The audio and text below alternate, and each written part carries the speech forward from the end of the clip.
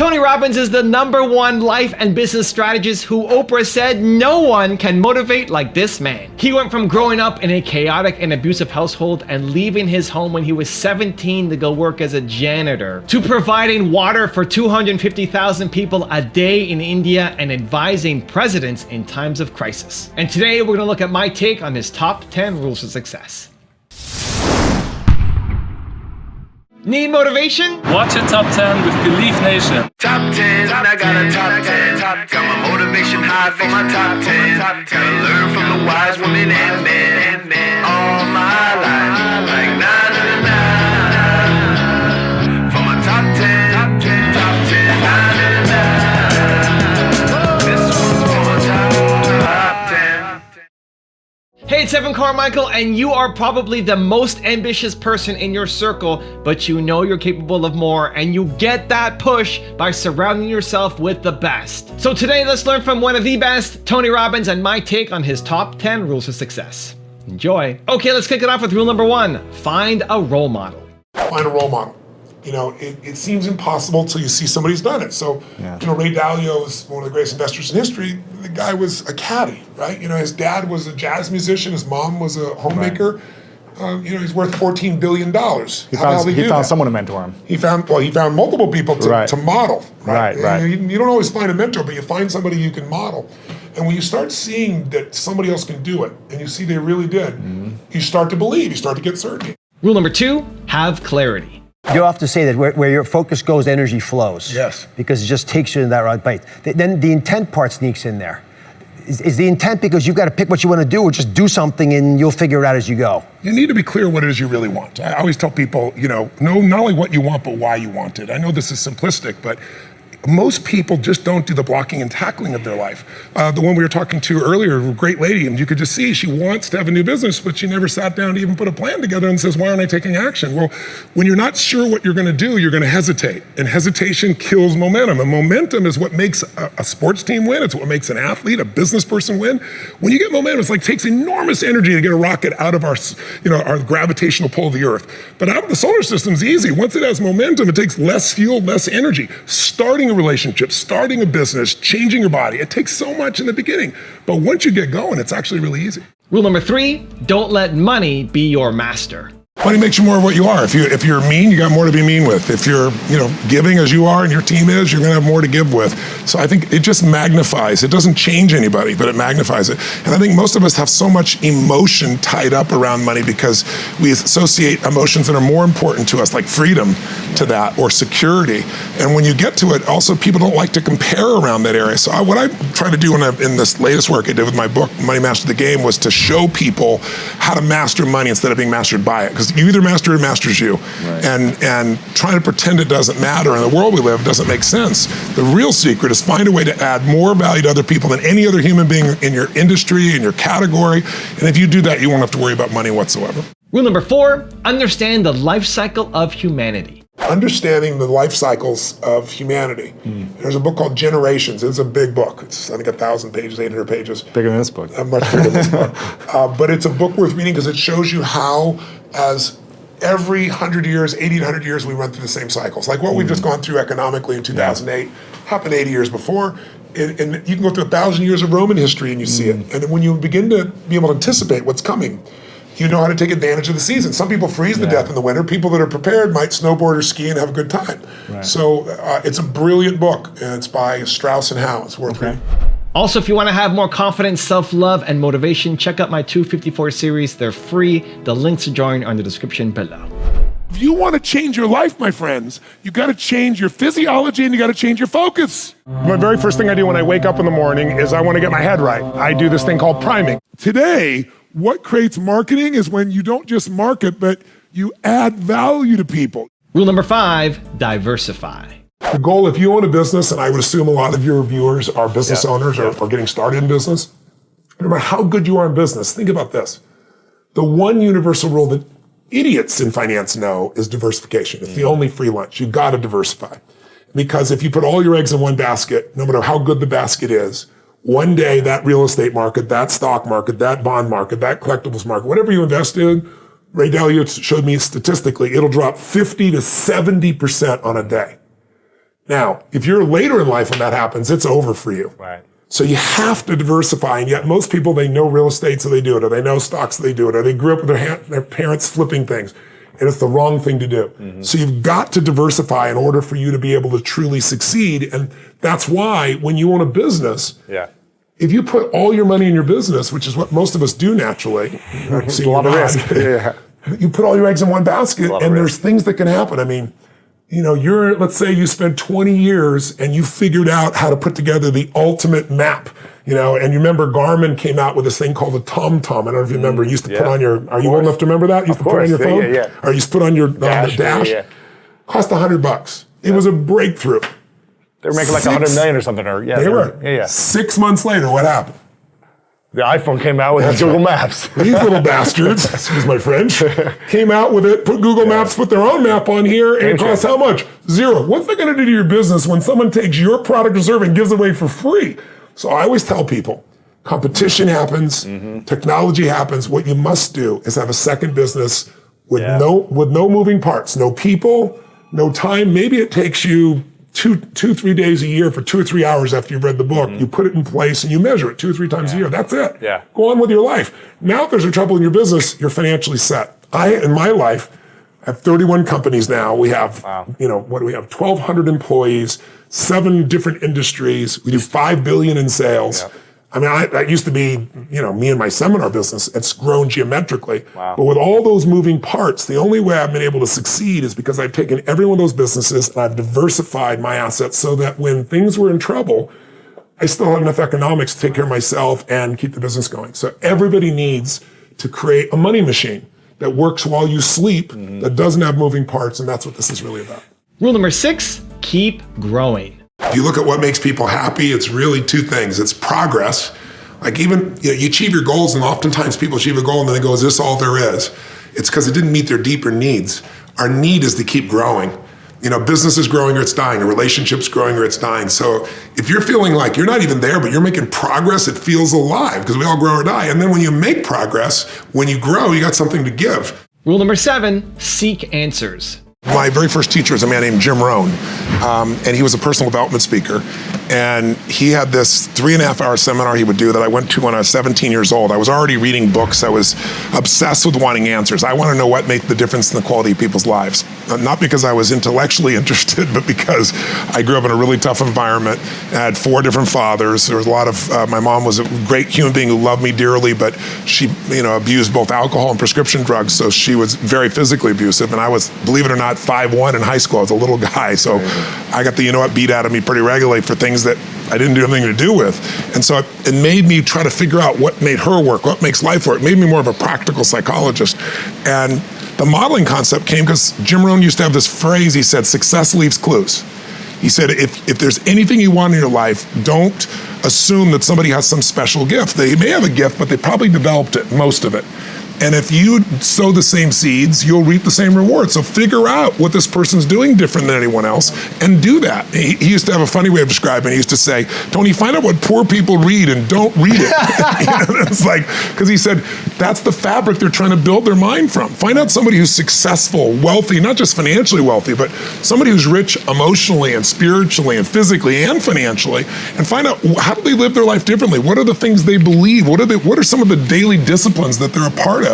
And so really early on, I got obsessive about wanting to have all the answers. So I said, I'm gonna read a book a day. Because I figured, you know, a person takes 10, 15 years of their life, they pour 2 or 3, 4 years into this book, and you absorb in a few hours, literally a decade's worth of life experience. And I'm into compressing time. So I didn't read a book a day, but I read 700 books in the area of human development, psychology, physiology, all in my first real 7 years of reading, right, my youth. In high school, I was Mr. Solution. You have a problem, I have a solution. Especially if you're a girl, I was especially motivated. I could really help you with your boyfriend. Rule number 8, be kind. So is there something small you've done? You know, an example was you giving money to, you know, that child was a great example of that. But is there something recently you've done that's so small that you're like really proud of? You know, a lot of people don't think proud is a good term. I think it actually is.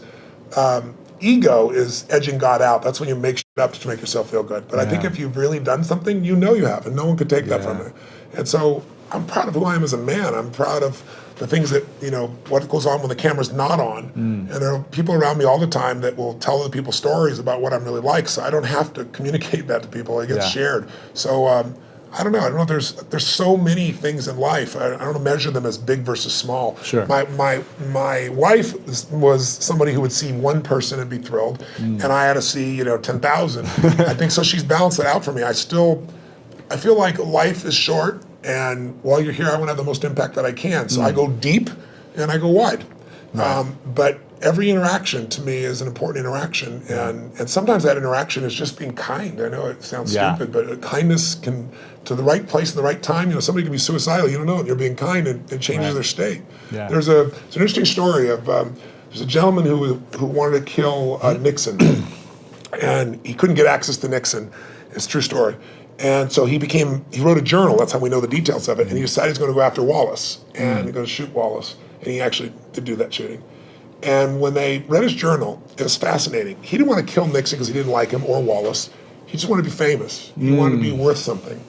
And one of the reasons he didn't kill Nixon is he was going after Nixon, and he was this far from the president, and an old woman bumped into him just as he's reaching his pocket to get this gun. And in the middle of this, everything's frenzied. He wants to shoot to become the most famous man, another one of those assassins. And this woman grabbed his hand and said, "I'm so sorry. I'm just so sorry." Really? And he said in his journal afterwards, his hand was on the gun. Wow. And her looking in his eyes with this love in her eyes and this kindness in her eyes, he said, "I couldn't make her witness that," and he put the gun away. Oh, man. That saved Nixon's life. Wow. Right. So we went after Wallace, But that's the power of a moment of kindness. So I think we underestimate.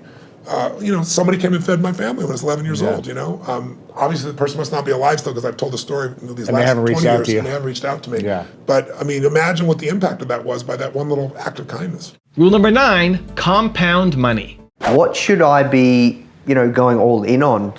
As millennials that are starting businesses, like many people in our community, they're going all in on their business, and they're sacrificing profit for growth. So they don't have that much spare change.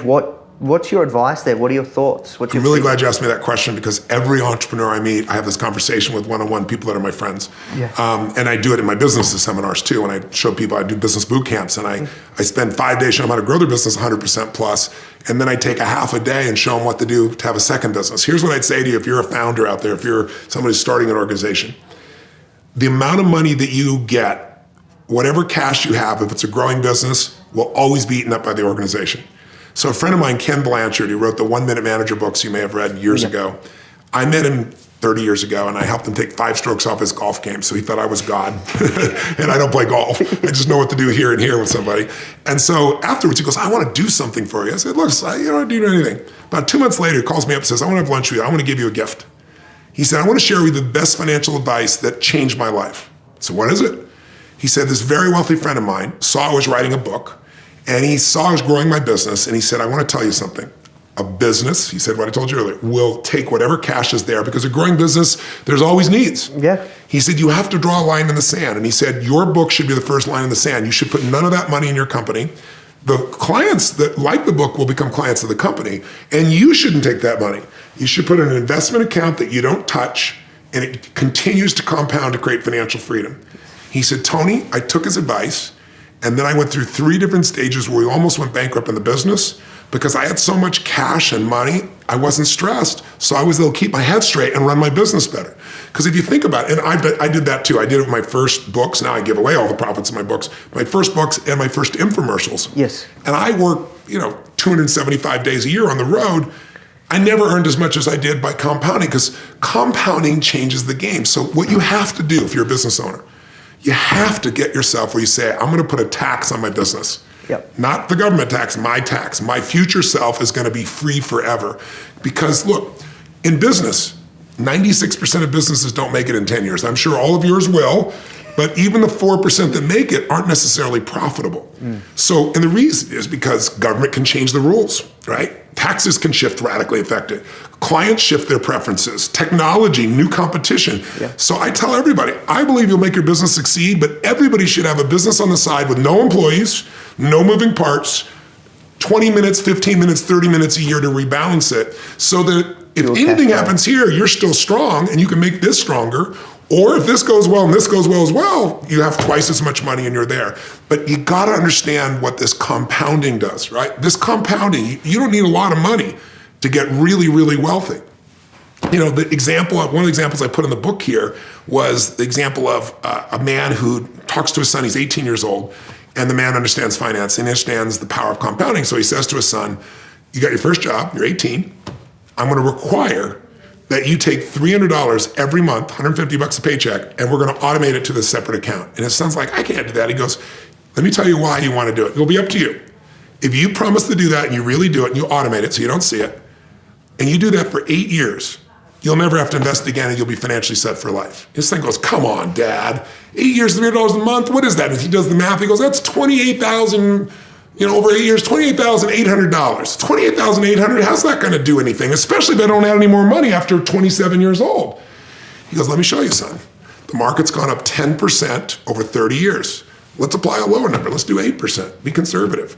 Let me show you what the numbers are when they compound. You know how much he has when he retires? $1.8 million, and all he put in was $28,800. And rule number 10, the last one before a very special bonus clip, is understand the rules of the game. How do we invest without fear of, oh, it's going down, I need to take it out, or like trying to time it? How do we do that? Great question.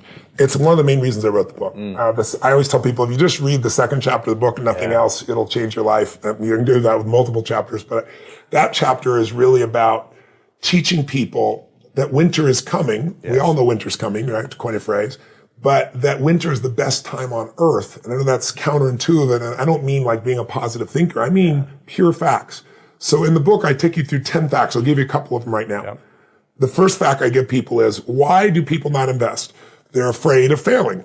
If you're a millennial, right? Mm-hmm. So you grew up witnessing 2008 when you were still relatively young. How old are you now? 33. Okay, so you were what, 27? What? 2008. Yeah, 27, I guess. Yeah, 27, 28 years old. So you're a young man, and you're watching the world melting down in front of you. Yeah. For most millennials, they are the first generation since the generation that went through the Depression that is not investing at the ratio they need to, even close. And they have more debt than everyone probably, right? With all the They have more loans. College debt than everyone, absolutely true. I have a friend that has $400,000 in debt, dental school. President Obama just paid off his debt 5 years ago while he was still president. No. I swear to God. Oh my gosh. It's mind-boggling. And he had a bunch of scholarships, but the last bit, it took him that long. So what I tell them is, listen, paying off your debt's not enough. You've got to become an owner, or you're always going to be in that place. So yes, pay off your debt, but here's what you need to know. You got to become an owner. You got to get in the game, but you got to understand the rules of the game. If you don't know the rules of the game, the old phrase is, when a person with experience meets a person with money, we know the phrase, the person with the money ends up with the experience, the person with experience ends up with your money, right? Yeah. So I teach people the rules of the game so they don't get screwed. But the most important thing is this. Winter's coming, but people react. So let's take last year. Last January, 2016, we had the worst stock market opening in the history of the stock market. First, I think it was 10 days. Yeah. There was a drop of $2.3 trillion with a T. Crazy. Everybody's freaking thinking the bear market's here, the market's over, the crash is here. I think the market dropped 800 points one day. And on that day, all the richest people in the world were in Davos, Switzerland, for the big conference that they do every year. And they went there, MSNBC went there, and everybody's freaking, what are we going to do? And they said, let's go ask Ray Dalio. Now, your listeners may or may not know Ray Dalio as, if you're not in the financial business, probably never heard of him. You probably heard of Warren Buffett, but Ray Dalio's done more. You had to have a $5 billion net worth and $100 million to give him, or he wouldn't talk to you 10 years ago. Now, he doesn't give a shit how much money you have, he won't talk to you, because he's got a closed fund. But they go and they put Dalio on television, CNBC, he's the king. What do we do? And he says, well, you don't need to panic. Corrections happen all the time. Yeah. But you need a strategy that when markets go up and down, you don't go up and down. And he said, I spent 15 years of my life to perfect such a strategy. All of my money's in that plan. And he said, it's called All Seasons, and I've never revealed it before, but I gave it to Tony Robbins. He extracted from me, and it's his book. So you got to go read his book. This is what he says on national television the day the markets are crashing. And that day, to give you an idea, which is the beginning of February, I think it was 9 days into February, the market was down 9% in the first 5 weeks of the year. His strategy, which he gave me, which has made money 85% of the time for the last 75 years. Wow. It's averaged a 10% return, just under, And the average loss, when at 15% loss, was 1.6. Right. So if you go to Vegas and you could spend 85% of the time make money, and when you made money it was 10%, your loss is 1.6, you go forever. His plan made 2% while the market was down 9%. So it was up 11% difference. Now, I'm not suggesting that's the only strategy to do. There's many. His is the smoothest ride with the least risk. But what it did was, combination of that, and then right after that, I interviewed Fed Chair Alan Greenspan. He was the head of our economy, the most powerful man in finance for 19 years, 4 presidents. He was there running. I was just with President Clinton this last week. He was the Fed chair for him. And I interviewed him for like 2 hours, or 3 hours off stage, 2 hours in front. And I asked him in the very beginning of this thing, I said to him, I said, look, if you could be put in the Fed today, what would you do? And he looks at me, and as I said, he leans forward and he says, resign. So I look at that and go, oh my God, I need to write a book that'll free people. So here's what will free you. Everyone's afraid of the crash. So here's what you need to know, 2 terms you should understand. Correction versus crash. Anytime the market drops from its high by 10% or more up to 20, it's called a correction. Right. If it drops 20% or more up to 80%, like in the Great Depression, then it's called a crash or called a bear market. Okay. So how often does a correction happen? How often do we have to be prepared for it? Since 1900, we've had a correction on average every year for 116 years. So when is winter coming? This year on average. It's like, how often does winter come? You wouldn't be surprised if it stormed and rained. Now, some winters are long, some are short, some are harsh, some are light, but winter always comes. So I wasn't panicked when this happened last year. I'm not panicked whenever it happens because I know it's supposed to be. Yeah. How long does it last? Average, 56 days. Okay, so just under 2 months. What's the average drop during that time? 14% over the last 30 years, 13.5 over the last 100 years. So I use the more recent one. 14% gets your attention, right? 14% you get a little gut check. Yeah. But here's what you need to know. 80% of all corrections never become a bear market. 80%. So all this fear, and what people do is what you said you did, is they see it, it's freaking out, I'm losing money, I'm the hell out of here, and they get out. The stock market never took a dime from anybody, only you can take it from you. You sold, that's why you lost. Right? So if you look back and say, what was it like in 2008? I can remember vividly being with my platinum partners and saying, you see these $80 stocks? This is 6 months before the crash. I told them in April, I brought them to Dubai, and I said, these stocks are going to go to 8, and some are going to go to $1. Wow. And by October, and I told them what to do, so they were able to get out. October, I go on the Today Show in October of 2008, and they go, Tony, there's been $3 trillion meltdown. Pump the country up. You got 4 minutes. like, ready to go. That's not what I do, first of all. And I said, that'd be a lie. I'm not going to pump up. At that point, the $80 stocks were 8.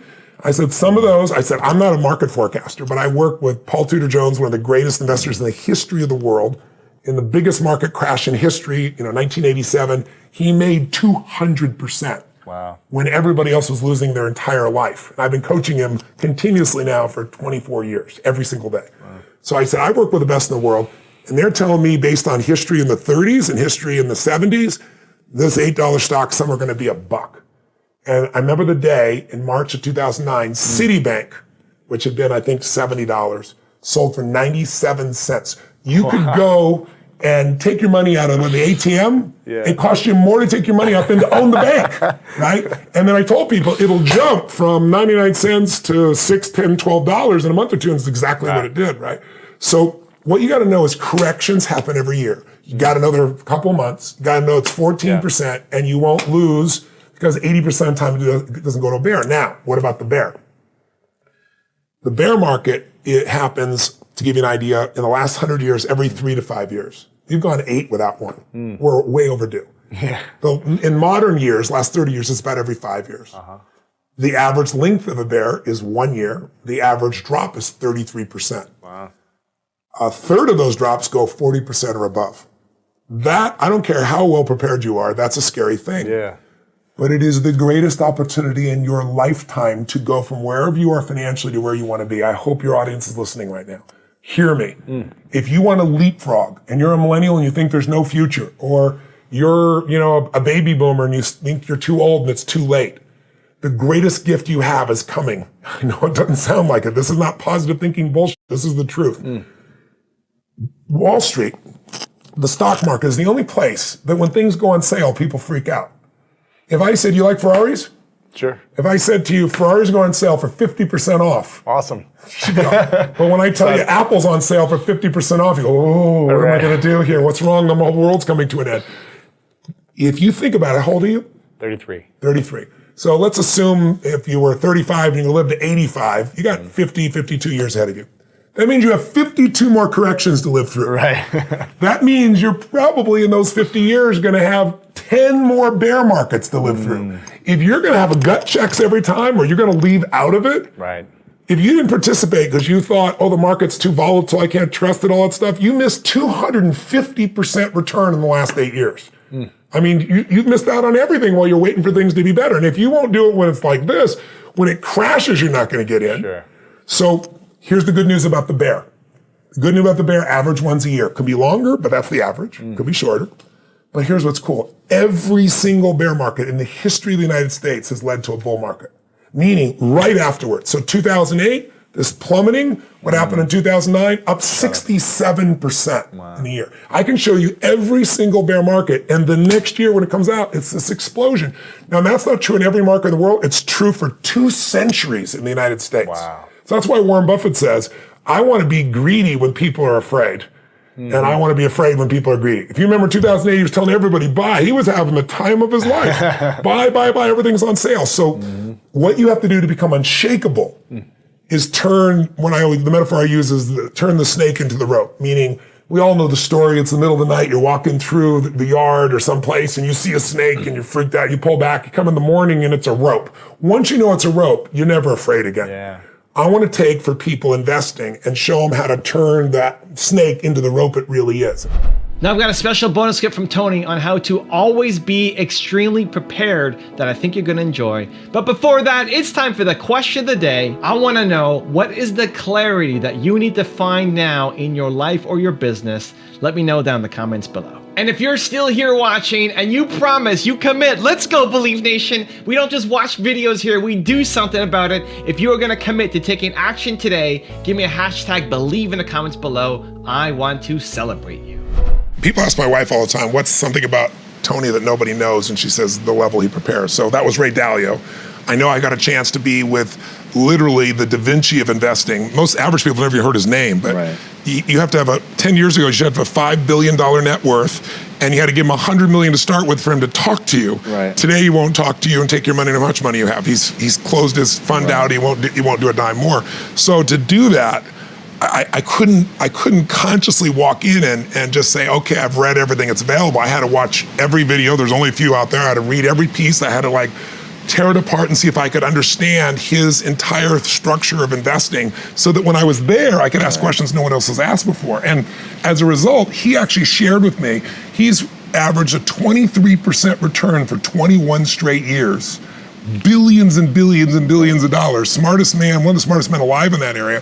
And because I understood so much, we could pitch and catch. Right. Most people, they can just throw the ball, right? But I want to be able to throw the ball and have you throw it to me and throw it right back to you, right? That's where we get something that's really exciting. And because I prepared at that level, he was saying to me afterwards, he goes, you know this better than anybody I know. And so it opened him up more and he talked to me in more detail. And in the end, he actually gave me a strategy that I said to him, I said, look, I said, Ray, I said, you're one of the most generous men I know.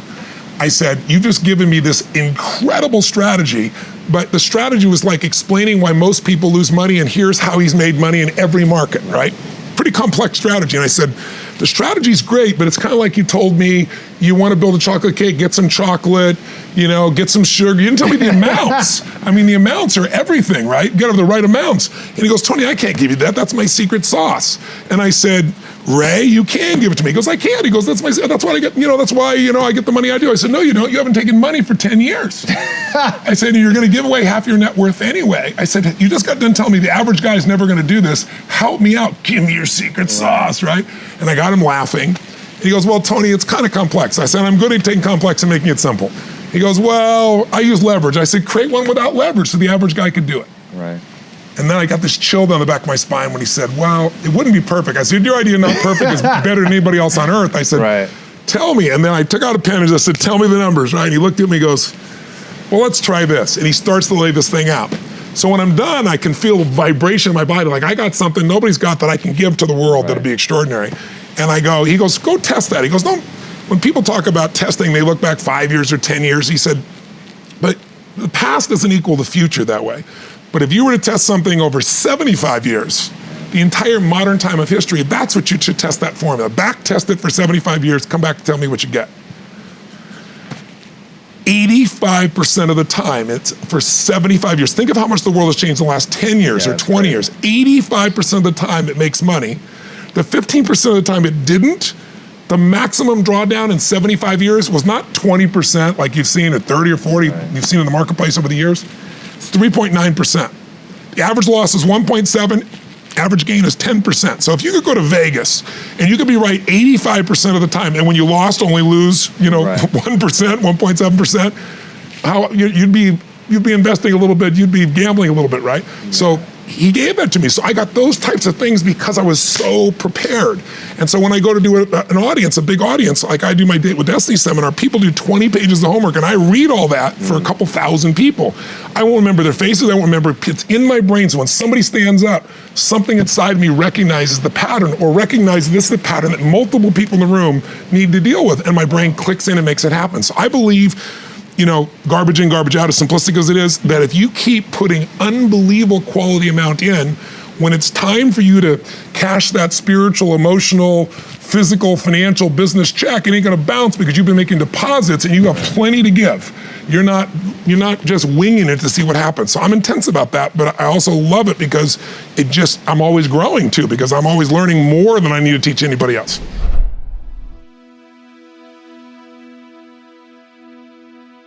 If you want 10 more awesome rules from Tony Robbins, check out the video right there next to me. I think you'll enjoy it. Continue to believe, and I'll see you there. What made me effective was that I wouldn't get involved in a business just to make money. I'm involved with a business because it's a mission. It's something that I think can change somebody's life. If you won't give a dime out of a dollar,